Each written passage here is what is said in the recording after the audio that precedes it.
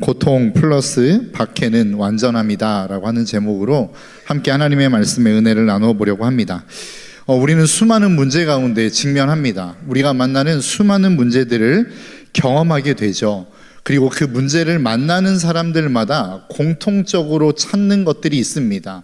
그게 뭐냐면 그 문제에 대한 해법입니다. 내가 어떤 문제를 만나게 되면 도대체 이 문제를 어떻게 해결해야 되지? 누구에게 이 문제를 해결할 수 있도록 부탁해야 되지? 어떻게 하면 이 문제에서 벗어날 수 있지라고 하는 것들을 우리는 고민하게 된다는 것이죠. 그런데 여러분들의 인생 가운데 무엇이 문제가 되나요? 그것은 바로 나에게 고통을 주는 어떠한 상황들, 사건들, 그리고 환경들이 사실은 우리에게 문제가 됩니다. 옛말에 그런 말이 있죠. 내 곧불이 남의 연병보다 더하다. 그 얘기는 뭐예요? 내가 아무리 세상에 다른 사람들이 고통을 당한다 할지라도 그게 내 고통이 아니면 사실 조그만한 내 고통이 훨씬 더 커 보인다, 이런 의미 아니겠습니까? 그러니까 우리의 인생에 있어서 무엇인가 문제가 된다라고 하는 것은 그것이 나에게 지금 고통을 가져다 주고 있다라고 하는 것을 의미하는 것입니다. 그러니까 문제는 반드시 고통을 동반하게 되어 있습니다. 또 한 가지, 그것이 우리의 인생 가운데 문제가 되는 것은 그 문제를 해결할 수 있는 능력이 나에게 없기 때문입니다. 그리고 해결한다 할지라도 그것을 어렵게 해결해야 되기 때문에 그것이 우리의 삶에 문제가 된다라고 하는 것이죠. 그렇기 때문에 많은 사람들은 이 문제를 만났을 때에 그 고통에서 빨리 벗어나고 싶어서 그 문제에 대한 해법을 찾고 싶어 합니다.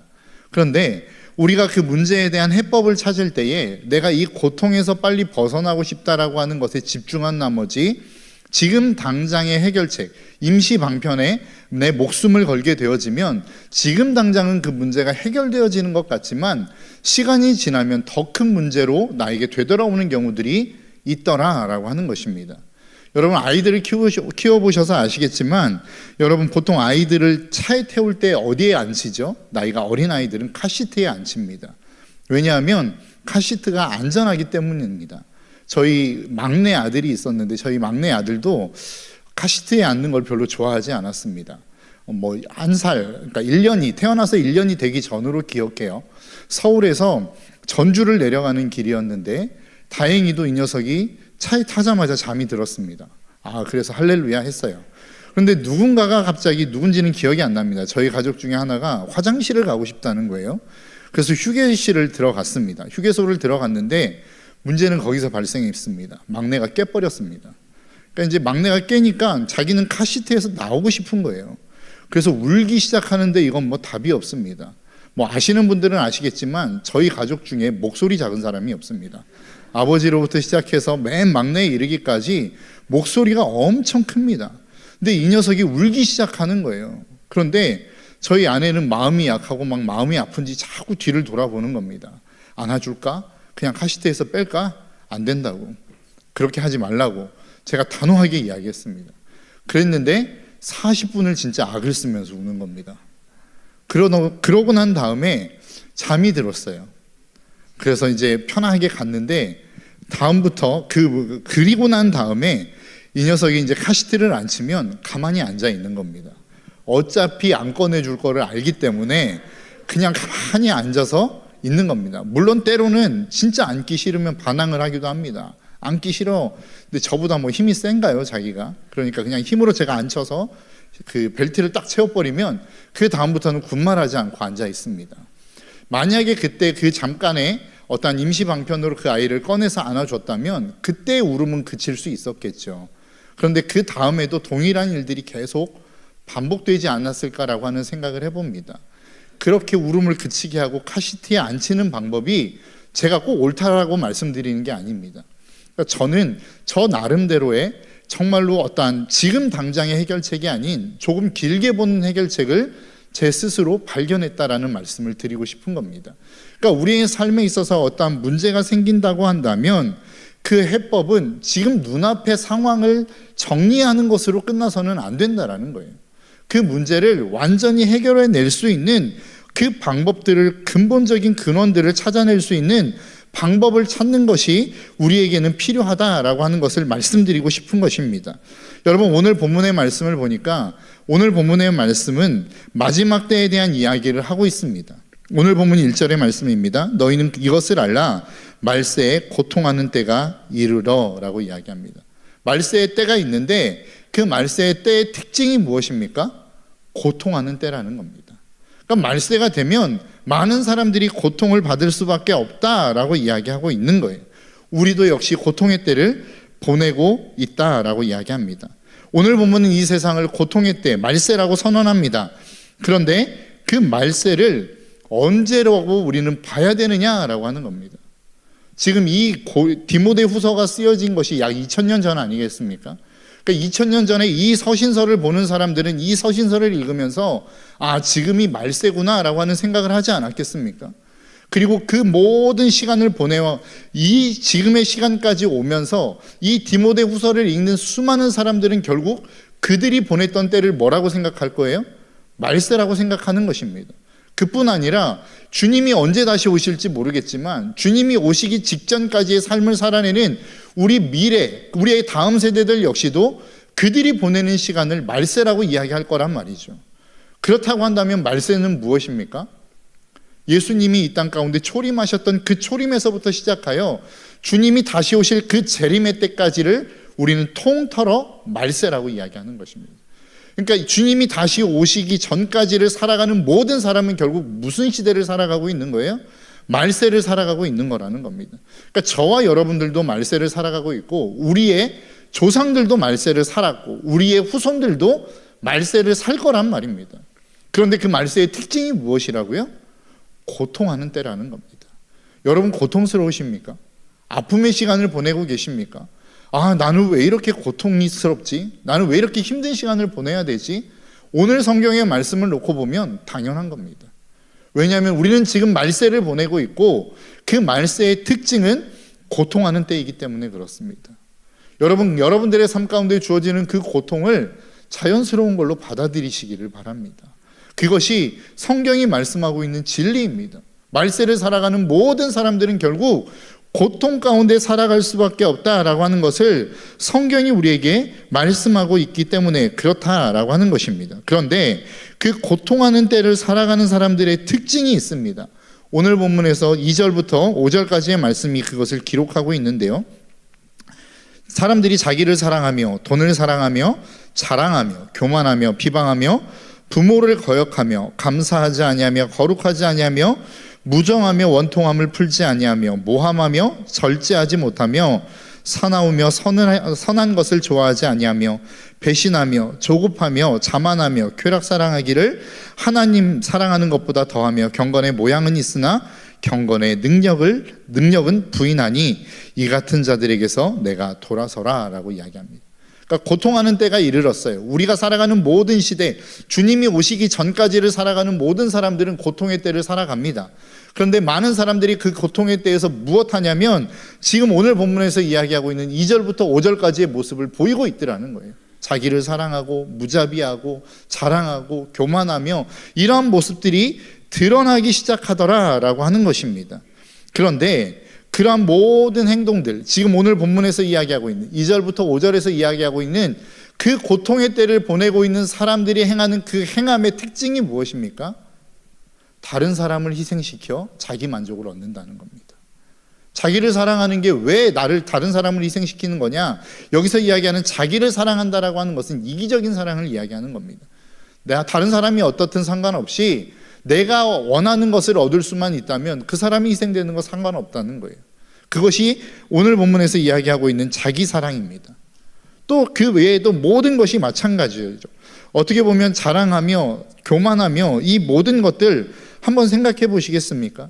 이것들을 벗어나기 위해서 우리가 이 행동들을 한다라고 이야기하는데 왜 우리가 이 행동들을 하는가라고 하는 그 내면의 모습들을 좀 한번 생각해 보셨으면 좋겠어요. 왜 자랑합니까? 무엇 때문에 자랑하는 것입니까? 그리고 그 자랑함으로 말미암아 얻어지는 결과는 무엇입니까?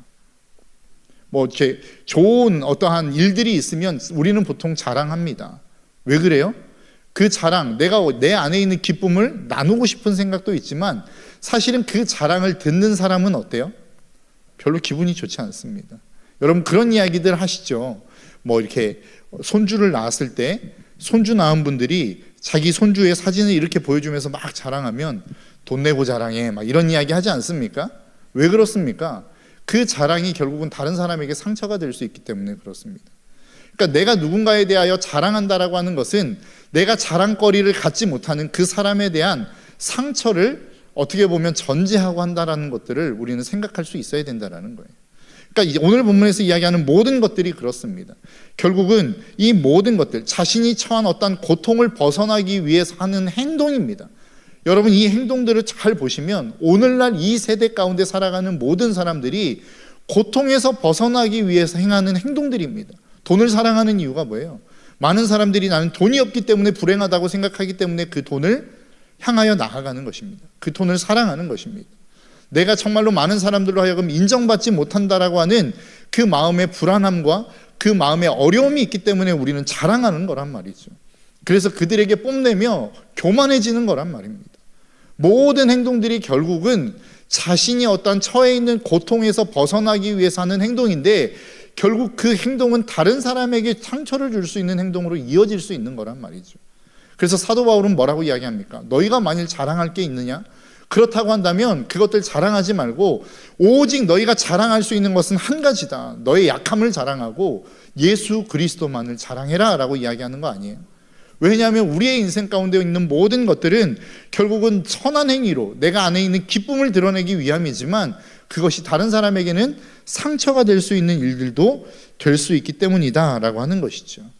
이와 같이 우리는 고통의 때를 보내며 그 고통에서 벗어나기 위한 수많은 행동들을 합니다. 사람들마다 각자 다른 가치관이 있기 때문에 각자 추구하는 바가 다르지만 결국은 그 고통에서 벗어나기 위해서 서로를 자랑하기도 하고 돈을 사랑하기도 하며 무자비하기도 하고 그러한 모습들을 우리의 삶 가운데 보이며 살아가는 것이 우리의 삶의 모습이다라고 하는 것입니다. 여러분, 우리가 구원해 주러 오신 예수 그리스도를 고대하고 갈망하며 대림절을 보내고 있습니다. 여러분, 왜 예수님이 이 땅 가운데 오셨습니까? 무엇을 위해서 이 땅 가운데 오셨습니까? 인류에게는 답이 없기 때문에 오신 거 아니에요? 우리 인간의 모습을 보니까, 이 인류의 모습을 보니까 예수 그리스도가 아니고는 도저히 답이 없기 때문에 하나님이 예수 그리스도를 이 땅 가운데 보내신 것 아니더냐라고 하는 거예요. 그런데 자꾸만 우리는 이 세상의 것에서 우리의 해답을 찾으려고 해요. 문제에 대한 해답을 찾으려고 한단 말입니다. 그 고통을 해결할 수 있는 해결책을 찾으려고 하더라라고 하는 것이에요. 그런데 오늘 본문은 분명하게 우리에게 말씀합니다. 너희들은 고통의 때를 보낸다. 그런데 그 고통을 해결할 수 있는 방법이 있다. 오늘 보면 14절과 15절입니다. 그러나 너는 배우고 확신한 일에 거하라. 너는 내가 누구에게서 배운 것을 알며 또 어려서부터 성경을 알았나니 성경은 능히 너로 하여금 그리스도 예수 안에 있는 믿음으로 말미암아 구원에 이르는 지혜가 있게 하느니라 라고 이야기합니다. 사도 바울이 고통의 때를 보내는 사람들에게 하는 말이 뭐예요? 너희들 배운 거 있잖아. 너희들이 그 배운 대로 그 삶을 살아내면 고통에서부터 너희는 벗어날 수 있어 라고 이야기하고 있는 거라고요. 여러분, 교통질서를 가장 잘 지키는 사람이 누군 줄 아십니까? 지금 막 교통질서에 대해서 배운 유치원 아이들입니다. 손을 들고 횡단보도를 건넙니다. 절대로 깜빡거리면 건너지 않습니다. 빨간불에는 도저히 움직일 생각조차 하지 않습니다. 왜요? 지금 그걸 배웠기 때문에. 그런데 초등학교만 가면 어떻습니까? 일단은 손이 내려옵니다. 더 이상 횡단보도를 건널 때 손을 올리지 않습니다. 깜빡거리면 빨리 건너려고 하죠. 이제 빨리 건너야 돼. 깜빡거리니까 멈추지 않습니다. 그러다가 이제 청소년이 되면 어때요? 눈치 보다가 빨간불일 때 건너갑니다. 이게 우리들의 삶의 모습이에요. 왜 이런 일들이 일어납니까? 어렸을 때는 질서, 배운 질서대로 하지 않으면 큰일 나는 줄 압니다. 사고가 나는 줄 알아요. 그런데 나이를 먹고 손을 내려보니 아무 일이 없는 거예요. 손을 내리고 횡단보도를 건너도 아무 문제 없는 겁니다. 그러다가 파란불이 깜빡깜빡거릴 때 빨리 건너갑니다. 빨리 건너갔는데 괜찮은 거예요. 건너가다가 중간에 빨간불로 바뀌어도 차들이 지나오지 않습니다. 기다려줍니다. 그러니까 이제 더 건너가는 거죠. 그러다가 이제 진짜 급한 일이 있어서 빨간불에 신호등을 한번 건너가 봤어요. 그랬는데도 아무 일이 없는 겁니다. 그렇게 경험이 하나하나 쌓이기 시작해서 자기가 만든 나름대로의 잘못된 진리를 터득하게 되는 겁니다. 교통질서 지키지 않아도 괜찮네. 우리의 신앙생활도 저는 마찬가지라고 생각합니다. 여러분, 우리의 신앙생활이 처음부터 그 하나님의 말씀을 지키지 않는 삶을 사는 건 아니지 않습니까? 우리가 처음에 은혜 받았을 때 얼마나 하나님의 말씀대로 살아가려고 몸부림치셨습니까? 사랑하라고 하면 그 사람을 사랑하려고 몸부림치지 않았습니까? 부모를 공경하라고 하면 그 부모를 공경하기 위해서 몸부림쳤단 말이죠. 사람을 용서해야 된다라고 말씀하시면 용서하기 위해서 내 모든 에너지를 쏟을 만큼 그렇게 하나님의 말씀을 지키기 위해 몸부림치는 삶을 살았단 말입니다. 하나님이 우리에게 겸손하라고 말씀하시면 내가 안 되지만 어떻게든 한번 나 자신을 낮추어 보려고, 그 사람 밑에서 이해해 보려고 몸부림쳤단 말이에요. 그런데 지금도 그런 삶을 살고 계십니까? 그렇게 몸부림치는 삶을 살고 계세요? 내가 정말로 사랑하라고 한다면, 하나님의 말씀이 사랑하라고 들려지면 우리는 그 상대를 사랑하려고 몸부림치고 있느냐라고 하는 거예요. 왜 우리는 처음과 지금이 다른 신앙생활을 하고 있는 것입니까? 괜찮은 거예요. 사랑하라고 하셨는데 내가 사랑하지 않아도 내 삶 가운데 아무런 일이 일어나지 않는 거예요. 겸손하라고 말씀하셨는데 겸손하지 않아도 내 삶 가운데 아무런 일이 일어나지 않는 거라고요.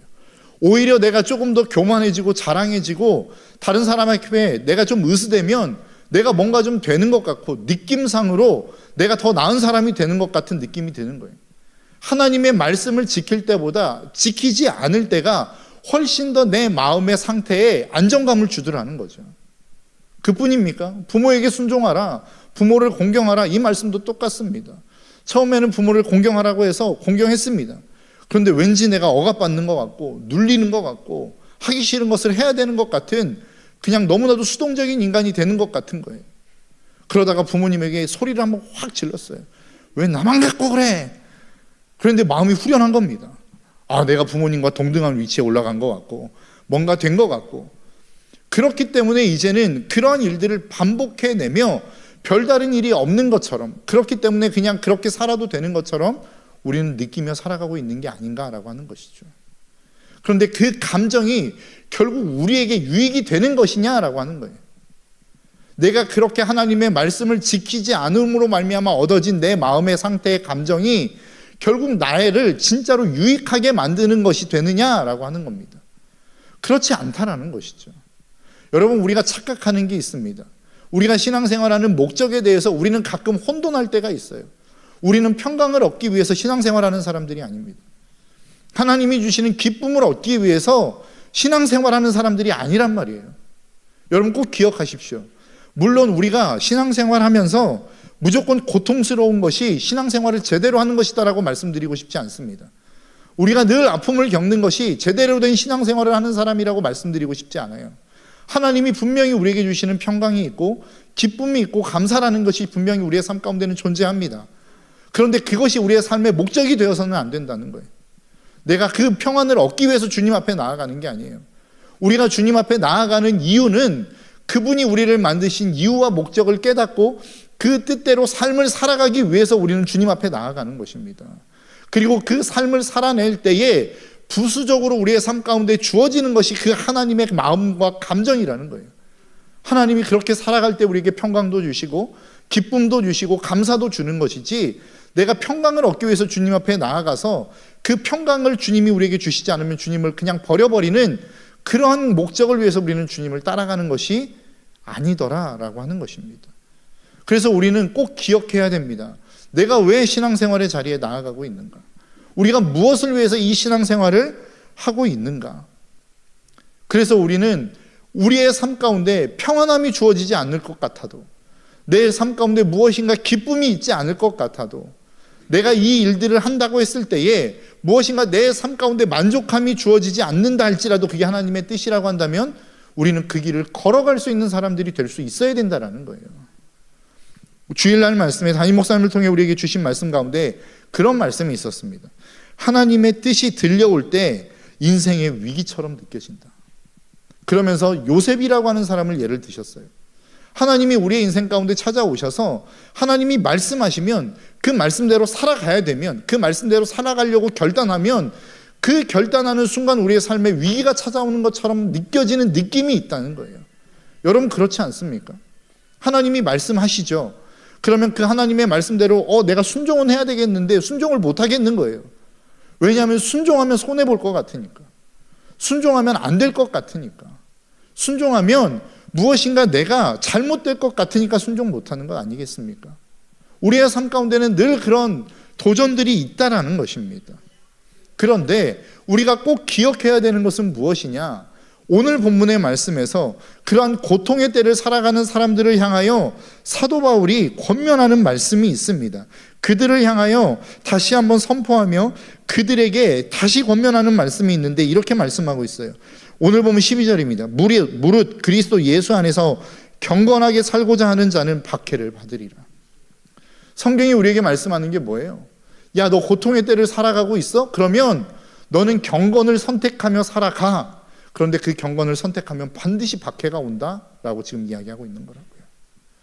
우리는 우리의 마음의 안정감을 위해서 박해를 피하고 싶어 합니다. 그 박해를 받고 싶어 하지 않아요. 그 박해에서 멀어지고 싶어 해요. 더 이상 내가 힘든 삶을 원하지 않아요. 그런데 성경이 우리에게 도전하는 것은 무엇이냐? 너 고통스러워? 그러면 박해의 자리로 가. 다른 말로 이야기하면 경건한 삶을 살아내라고 우리에게 지금 도전하고 있는 거라고요. 그 경건의 삶을 살면 반드시 세상이 우리에게 도전해 올 거라는 겁니다. 박해가 우리에게 찾아올 거라는 겁니다. 그런데 그렇게 살아가라는 거예요. 그러면서 사도 바울이 뭐라고 이야기합니까? 오늘 본문 10절과 11절에 나의 교훈과 행실과 의향과 믿음과 오래 참음과 사랑과 인내와 박해를 받음과 고난과 또한 안디옥과 이고니온과 루스드라에서 당한 일과 어떠한 박해를 받은 것을 내가 과연 보고 알았거니와 주께서 이 모든 것 가운데 나를 건지셨느니라. 그러니까 사도 바울이 고백하는 게 뭐예요? 내가 박해를 선택했다는 거예요. 그 고통의 때를 살아가는 사람들 가운데 많은 사람들이 선택하는 그 선택을 나는 저버리고 경건을 선택했다라는 거예요. 그래서 얻은 것이 박해였다라고 이야기하는데 그 하나님이 나를 박해 가운데 내버려 두시지 않았다는 거예요.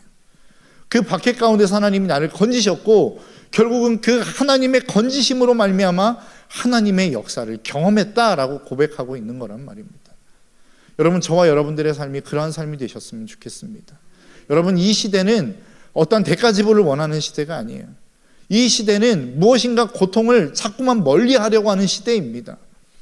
무엇인가 옳고 그름의 문제가 아니라 무엇이 나를 유익하게 만드느냐, 무엇이 나를 편안하게 만드느냐, 무엇이 나를 만족하게 만들고 무엇이 나를 즐겁게 만들 수 있느냐를 찾아다니는 시대라고요. 그러한 시대를 살아가는 저와 여러분들을 향하여 주님이 우리에게 도전하고 있는 게 무엇입니까? 그 만족을 쫓아가지 말고 세상의 사람들처럼 너의 만족시킬 수 있는, 네 감정을 만족시켜줄 수 있는 그 무엇인가를 쫓아다니지 말고 경건을 선택하라는 거예요. 그 경건을 선택하면 그 경건이 우리를 어떤 자리로 이끌어갈 것이냐라고 말씀하실 때에 오늘 본문 17절은 이렇게 말씀합니다. 이는 하나님의 사람으로 온전하게 하며 모든 선한 일을 행할 능력을 갖추게 하려 함이라. 그러니까 우리가 그 경건을 선택할수록, 우리가 하나님의 뜻을 선택하고 하나님의 말씀을 선택하며 살아갈 때마다 하나님이 우리에게 주시는 능력이 있는데 온전함의 능력이라는 거예요. 그런데 그 온전함을 우리가 소유하게 되면 우리의 삶 가운데 어떤 능력이 생기느냐? 오늘 본문 17절은 선한 일을 행할 능력을 우리가 갖추게 만드신다라는 것입니다. 여러분, 사람들이 선한 것들을 분별하지 선한 행동을 능력을 갖추지 못해서 선한 일들을 하지 못하는 것일까요? 맞는 이야기입니다.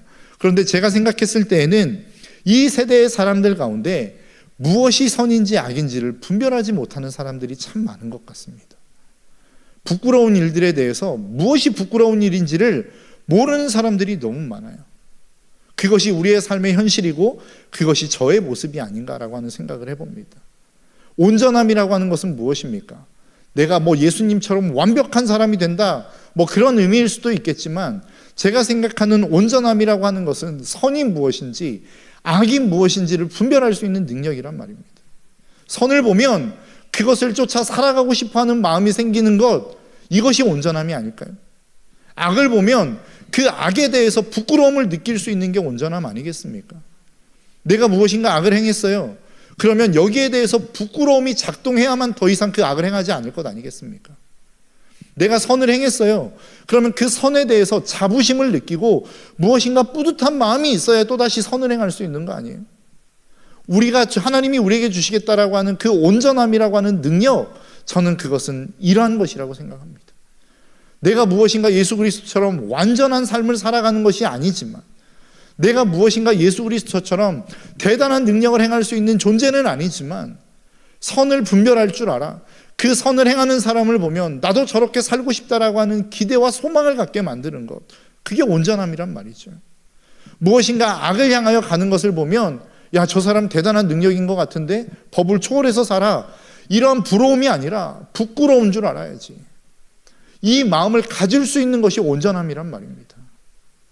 우리가 정말로 그 주님을 향하여 살아갈 때에, 제대로 된 삶을 살아갈 때에, 우리가 정말로 그 주님의 말씀을 쫓아 살아갈 때에 하나님이 우리에게 주시는 능력은 그러한 능력이라는 거예요.